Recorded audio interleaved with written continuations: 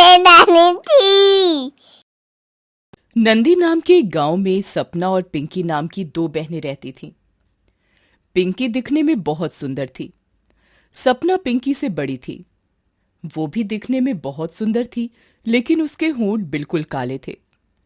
उसके काले होठों की वजह से पिंकी हमेशा उसका मजाक उड़ाती थी।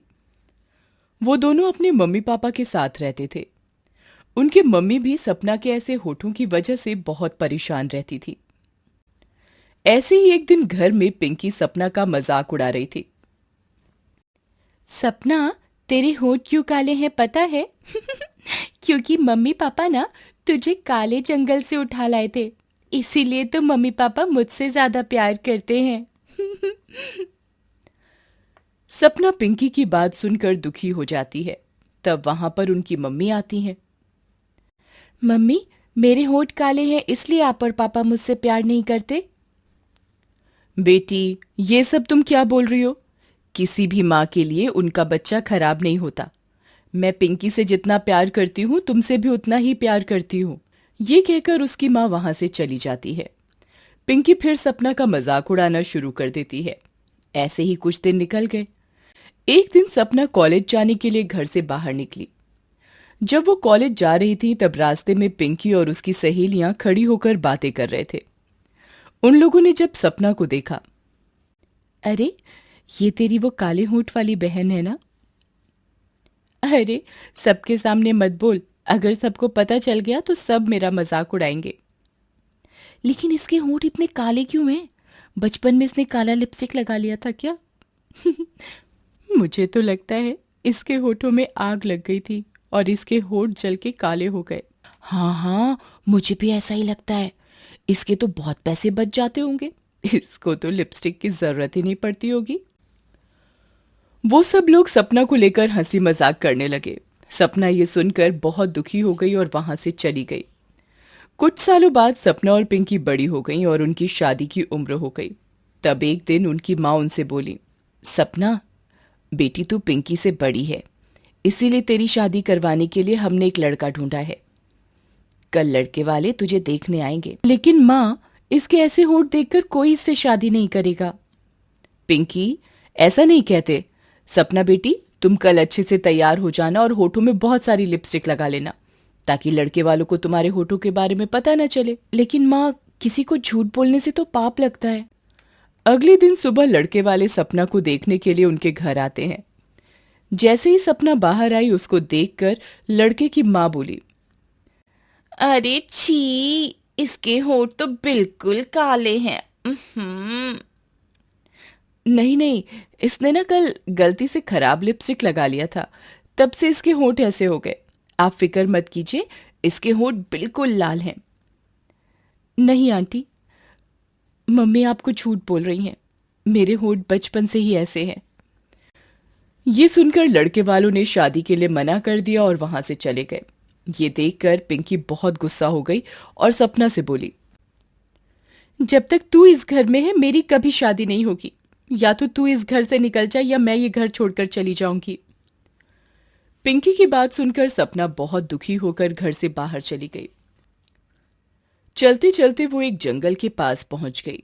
जब वो उस जंगल के पास से जा रही थी तब उसे बूढ़ी औरत दिखाई दी। उनकी हालत बहुत खराब थी और वो कुएं के पास पानी निकालने की कोशिश कर रही थी।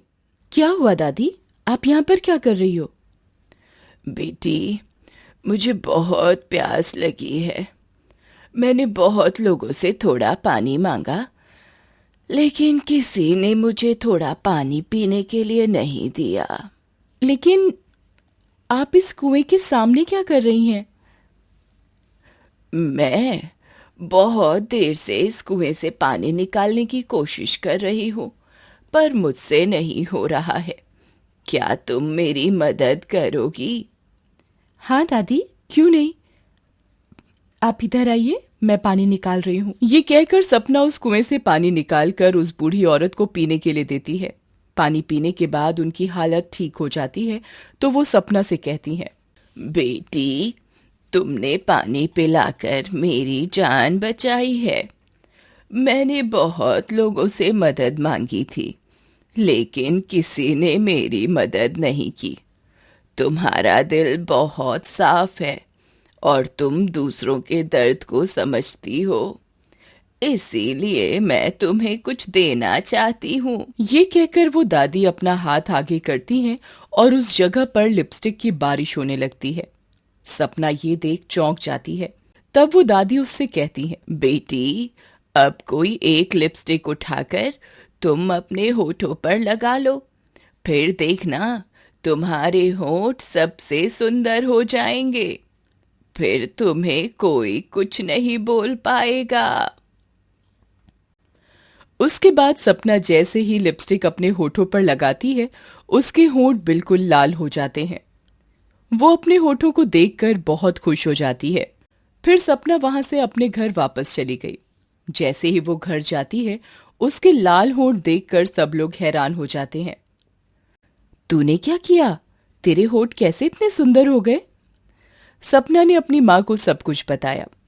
ये सुनकर माँ बहुत खुश हो गई, लेकिन पिंकी सपना को देखकर जलने लगी और मन ही मन सोचने लगी, अगर मेरे होठ भी इसके जैसे सुंदर नहीं हुए तो कोई भी मुझसे प्यार नहीं करेगा। मैं भी कल उस दादी के पास जाऊंगी। ये लीजिए, मैं आपके लिए पानी लेकर आई हूँ।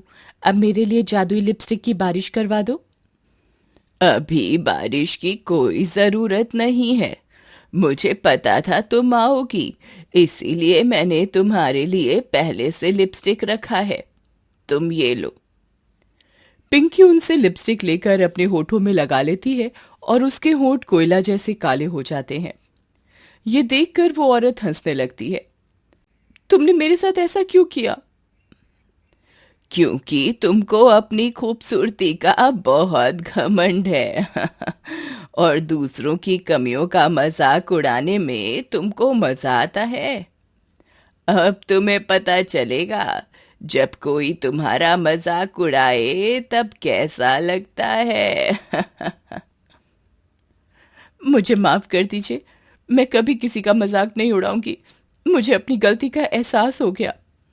अच्छा अच्छा, ठीक है, मैं तुम्हें माफ कर देती हूँ, लेकिन अगले 1 साल तक तुम्हारे होंठ ऐसे ही रहेंगे। ऐसा कहते ही वो बूढ़ी औरत एक जिन्न के रूप में आती है और बताती है कि वो एक जादुई जिन्न है, और ऐसा कहते ही वो पास में बने तालाब में चला जाता है। पिंकी घर आकर सपना से माफी मांगती है। अब साक्षी वो टोकरी लेकर घर आ जाती है और उसमें छोटा सा बिस्तर लगाती है और उस बच्चे को उसमें रख देती है। जैसे ही वो बच्चे को उस टोकरी में रखती है, वो इंसानों की भाषा में बात करने लगता है। लेकिन जैसे ही वो टोकरी के बाहर आता है, वो फिर से वैसा ही हो जाता है। साक्षी चौंक जाती है और सोचने लगती है, ये कैसी टोकरी है? एक काम करती हूँ, किसी और जानवर को इसमें डालकर देखती हूँ।